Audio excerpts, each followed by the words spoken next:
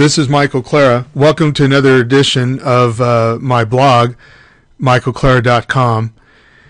The title of this presentation that I'm going to give here in the next few minutes is called The Cannibalization of Public Education.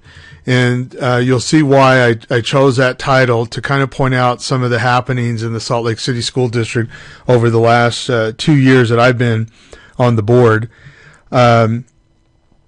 Although this is a local school board and a local school district here in Salt Lake City, which is the capital of Utah, the problems that I'm going to point out here in our school district have statewide implications, because the board president of the Board of Education in Salt Lake is going to become the board president for the School Board Association here in the state of Utah for next year. And this year, the superintendent for my school district, Mikhail Withers, is the president of the Superintendents Association. So as I point out their bad behavior, for lack of a better word, keep in mind that they're the role models for the state of Utah. And the behavior that you'll see demonstrated here, that they've demonstrated over the last 2 years as they've governed the Salt Lake School District, it's concerning to me that that's the role model that the state or other members of superintendents and school board members have chosen to follow. In this December 2nd, 2014 school board meeting, Doug Nelson, it was his last school board meeting after 12 years of service, and instead of talking about his accomplishments or what he's done over the last 12 years, he chose to talk about me and the last 2 years that I've served on the board. One of the things that he did is he passed out a document that talks about it. What it is, it just shows the $74,000 supposedly that the district has spent over the last 2 years in responding to my GRAMA requests and complaints. And so the interesting thing, or the ironic thing, and it's sadly to say, or sad to say, I should say, that this kind of stuff is an indictment on them. That if they're claiming that they're spending this amount of money to respond to a GRAMA request, and for those of you that aren't from the state of Utah, a GRAMA request is a Government Records Access and Management Act. It's a law here in the state of Utah, similar to the federal FOIA, Freedom of Information Act, but this is the state version of it. And as a board member, I've had to resort to filing GRAMA requests in order to get information. And that's kind of what this presentation is about, is just an outline of why I've had to make GRAMA requests. I shouldn't have to as a member of the board. I represent District 2, and the voting is based on, or the districts are divided by adult population. Yet, if you look at the student population, I represent 25% of the students in the Salt Lake City School District. This area here, I'm not going to spend a lot of time on, but if you're interested in it, you could pause this PowerPoint presentation. If you've seen it in video form, you can pause that. And this is just showing what the authority is of a local school board member here in the state of Utah. And then this is comes from the handbook, the board policy, and then the local school board. This is from the power and authorities from state law. And it's very clear that when you read this, that as a school board member, when I ask for information in order to make an informed vote or to make decisions, whether it be based on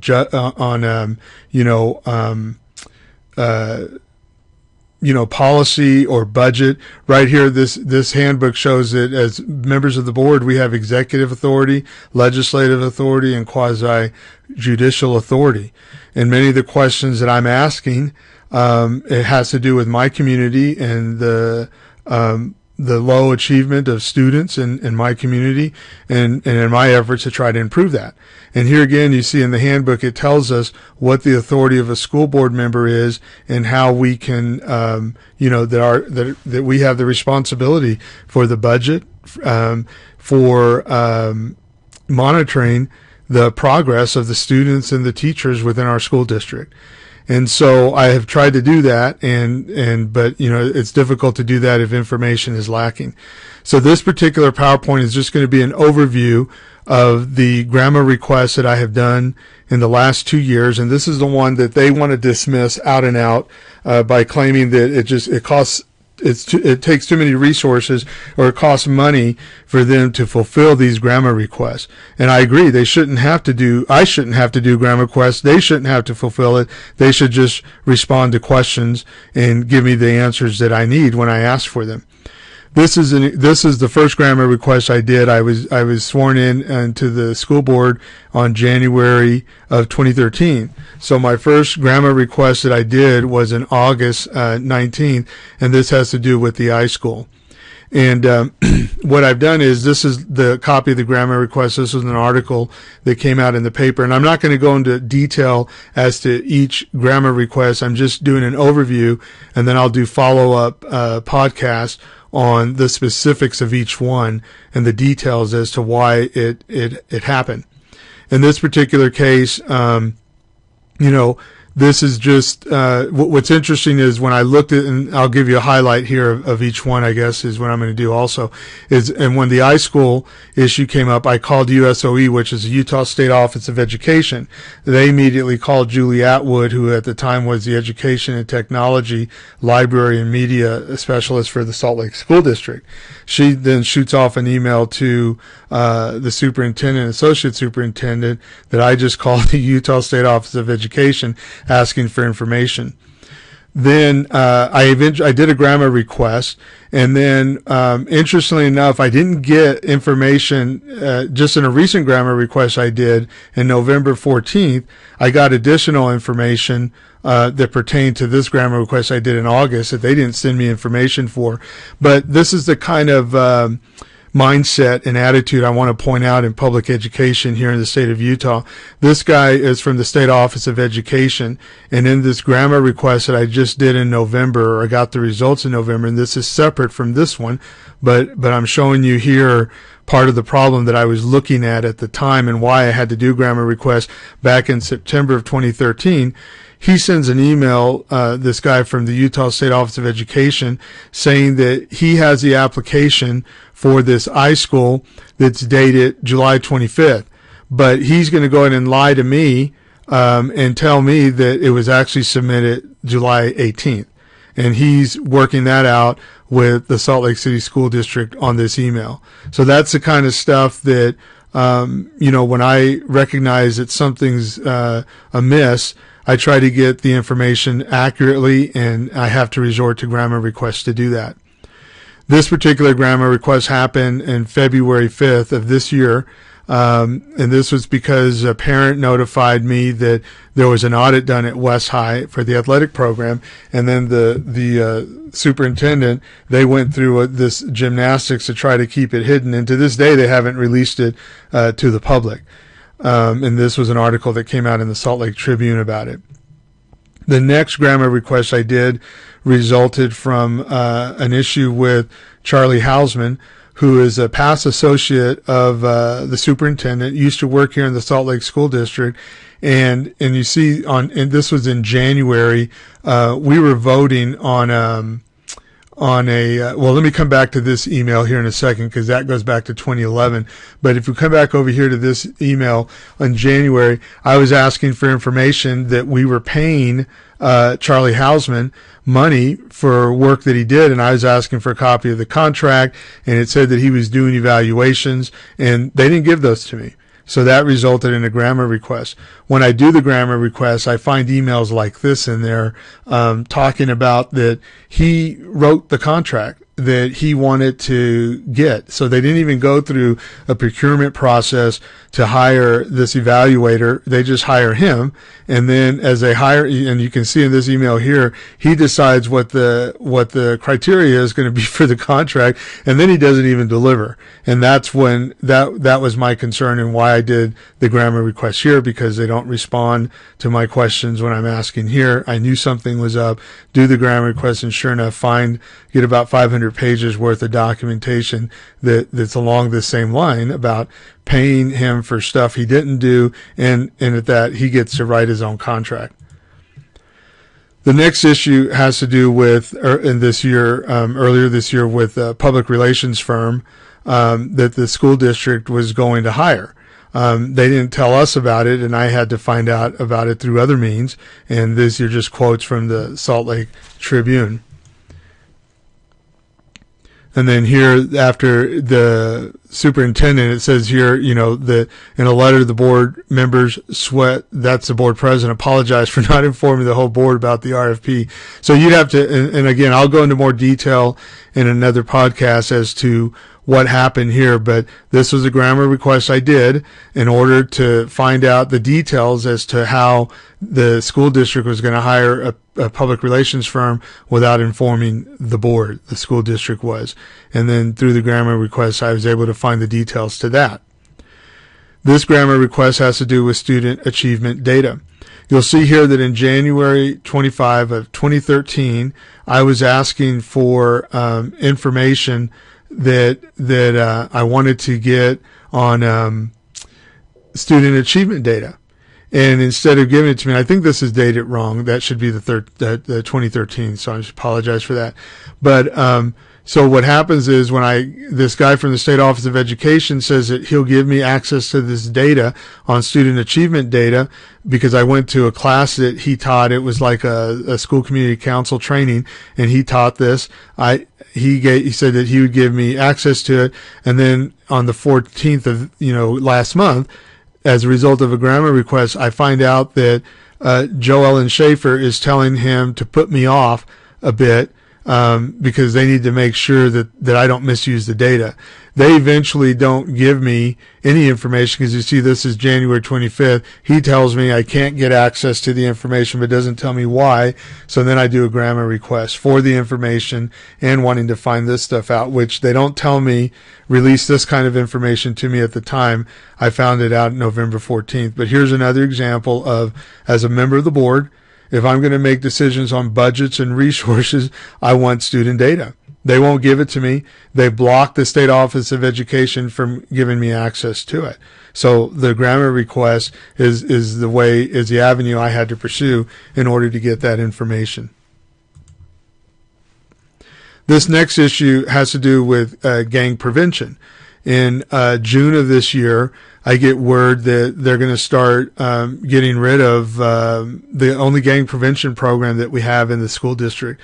And then, as you see in this email, I said to Dr. Withers, the superintendent, that I was asking Misty Suarez, who's the director of student services, asking her a question about this, and she won't answer. She won't respond. So here is the GRAMA request. And then what's odd is that the superintendent says that he was satisfied with her answers.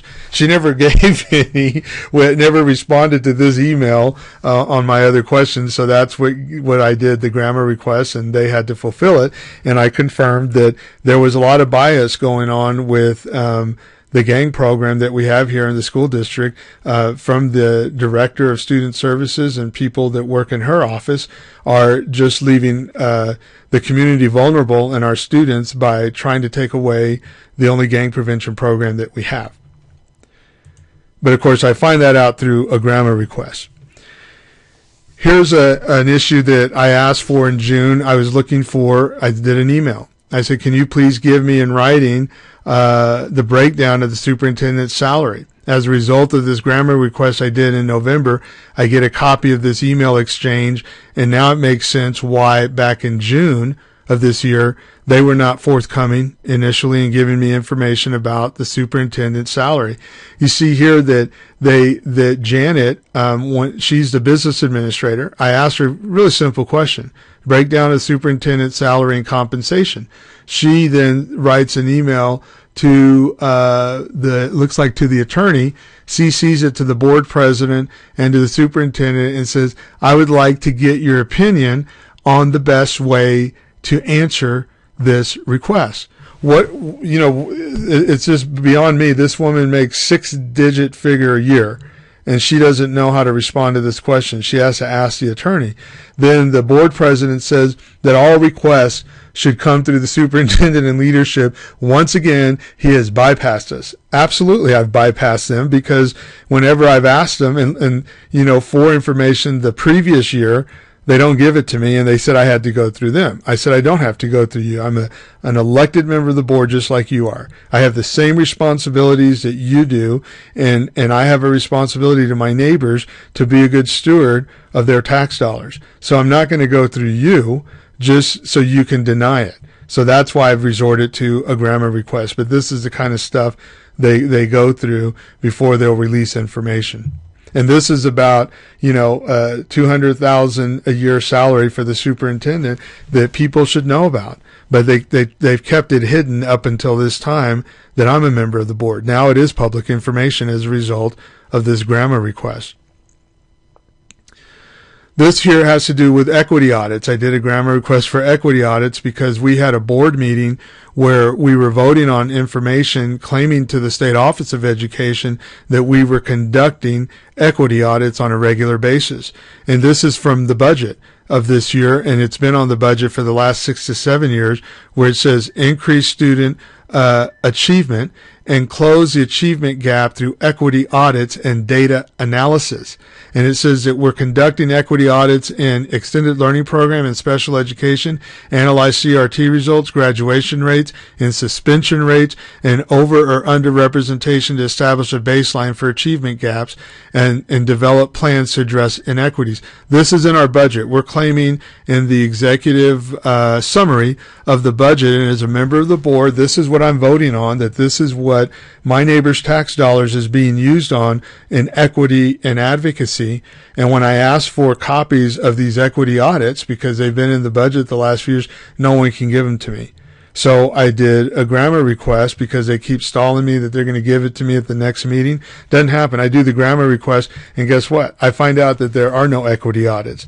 The last one they've done is several years ago, even though annually we're saying in the budget that this is what we're doing, and we're reporting this in a different format to the State Office of Education as part of our plan.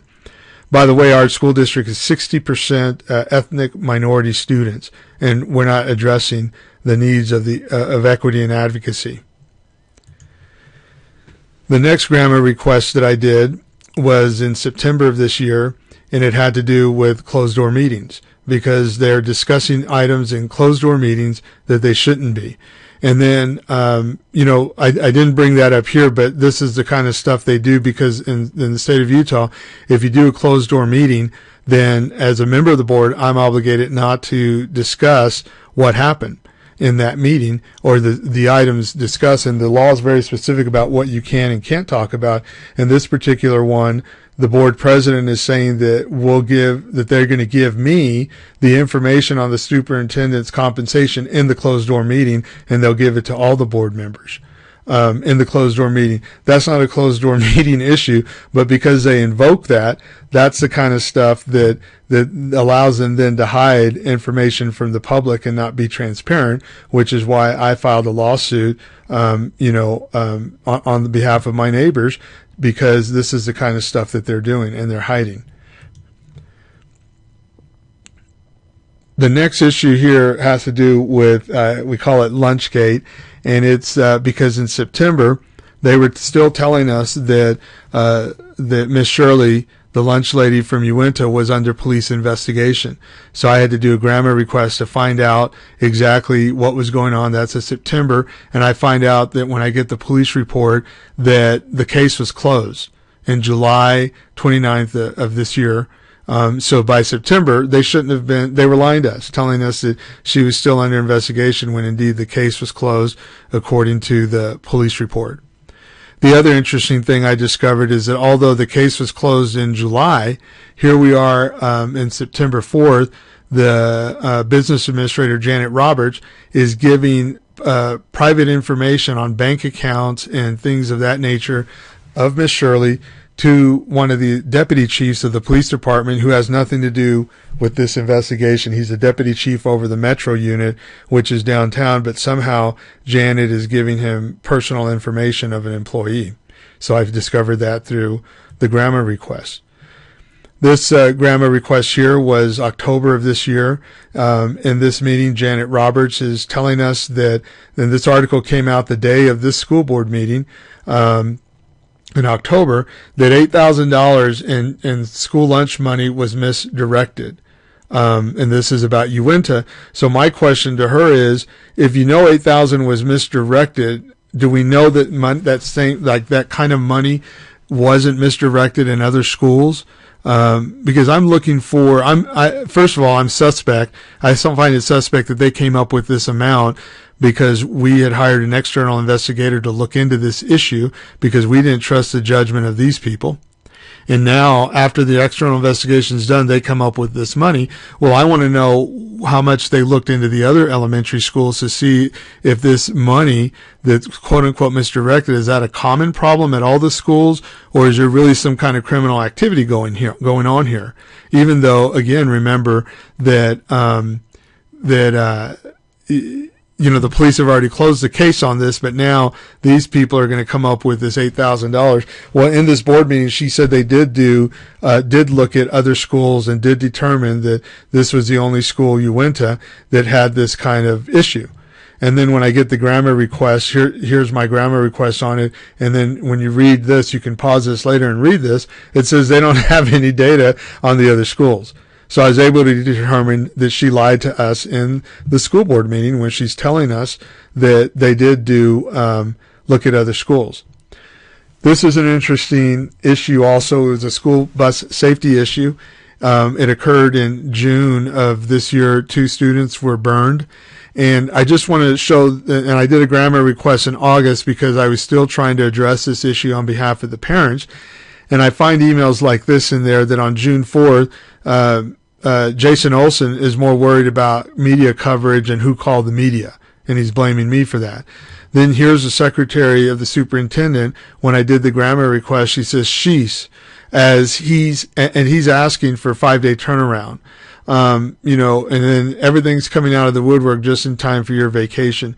So instead of worried about the 2 students that were injured and what can we do to make the rest of our students safe, these people are worried about vacation and the media and things of that nature. The other issue that I discovered through this GRAMA request is that this is in June of this year, the recall notice was given about the type of mechanical failure that the buses had when they sprayed this hot coolant fluid in the passenger compartment. There was a recall notice for that.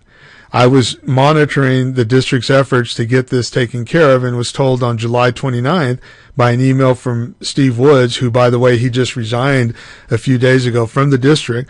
But here he's telling us in an email to the board in July to the entire board that none of our buses in our fleet are under recall. Once I do this GRAMA request, I find out that that's not true, that we actually have 18 buses that are under recall. So then I have to bear down on them to get them to fix this. So, and I shouldn't have to do that. As an elected official, I got to go through all kinds of trouble. And when I do the details on this particular GRAMA request, you'll see the amount of time and energy that was expended by me and the parents just to get them to repair these buses. And I guess they weren't going to get it done on their own, which is unfortunate.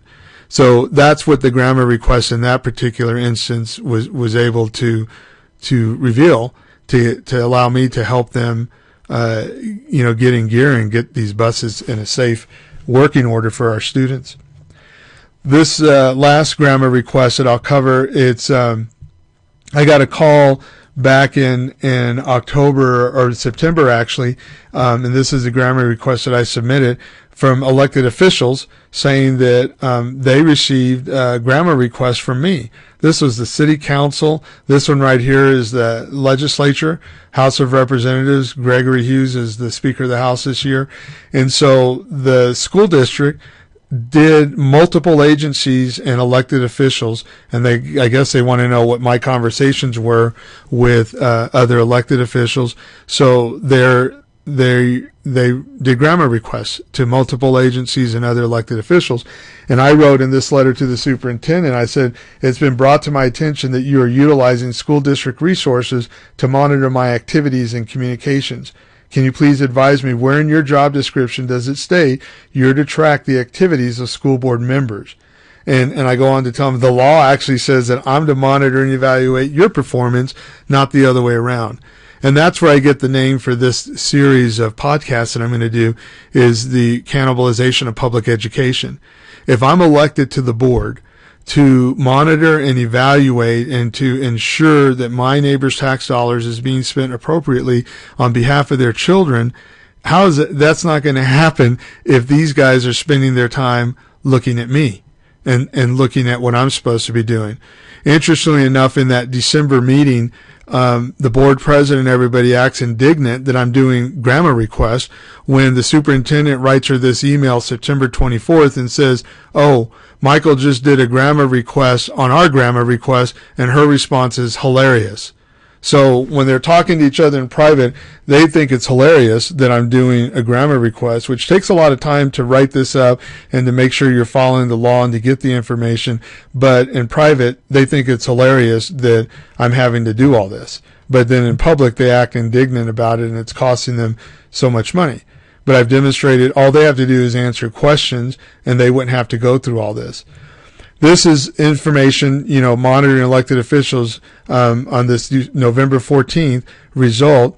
I get this kind of email, and then it's an exchange from Mikkel Withers and Michael Williams, who's in charge of the Education Foundation, and they're talking about what church I go to, what my responsibilities are in church. That HC stands for High Council, and where I'm sitting, what seniority I have on the High Council in the LDS Church.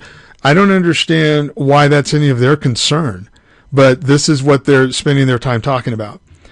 I went and spoke to the legislature in the fall of 2013, and here's an email exchange I get so on August 27th, the board president is sending this email out to various people, and she says, I just listened to what he was and she says he was obviously invited, and she's talking about me and my testimony that I gave to the Education Task Force at the legislature, which is ironic to me that they do everything they can to cut me off and not allow me to speak or to bring issues forward on behalf of my community when it comes to school board meetings.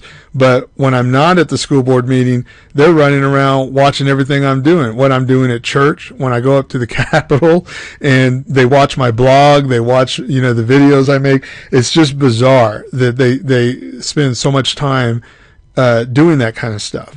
But here you have this issue here where he says, this is Representative Moss, and she's on the committee, and she's writing to Mikkel, the superintendent, telling him that I'm at the task force meeting taking photos.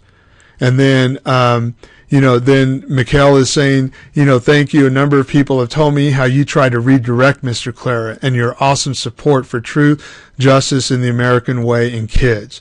So, so by implication, I don't represent any of that, even though my neighbors elected me to represent their interests on the school board. This is how my position is being dismissed. And then you see here that, then the representative says that I'm dishonest and I'm a media hound. So as the only ethnic minority representative on the Board of Education, representing about my elementary schools in my neighborhood have about 80 to 90% of ethnic minority students, then whatever I say to the legislature, who's a Caucasian woman, Representative Moss, she dismisses that as me being dishonest and a media hound. So that's why I say that this is just a cannibalization of public education, because I represent students that are not achieving well, and I've pointed out time and time again, it's due to systemic issues in the system itself. So to close on this particular podcast, which I wanted it to be 15 minutes and we're now at half an hour, and I'll go into more detail in another one, in another podcast, but this is an email from Jason Olson, who is the communications officer for the Salt Lake School District.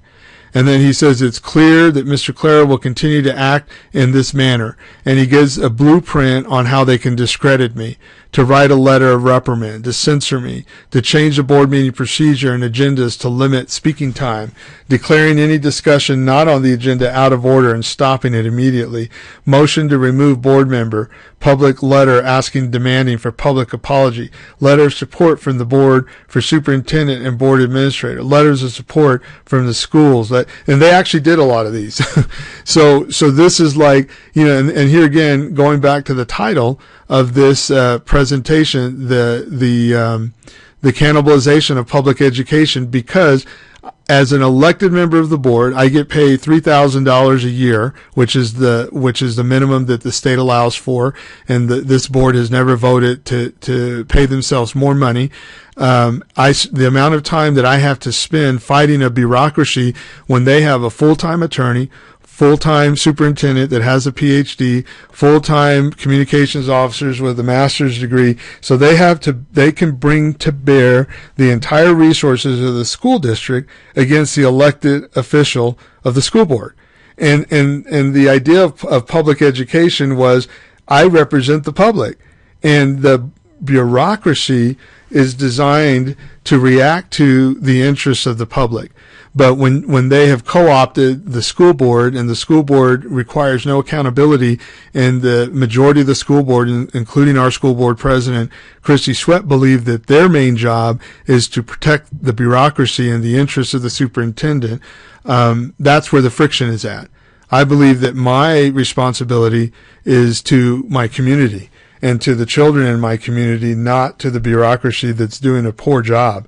So in closing, I guess I'd like to say, that it isn't that they can't see the solution, it's that they can't see the problem. And that's the cannibalization of public education. And I'll do follow-up podcasts on the details of each of these GRAMA requests and what I was able to discover and why I had to do it. And this is just an overview. Sorry it took so long.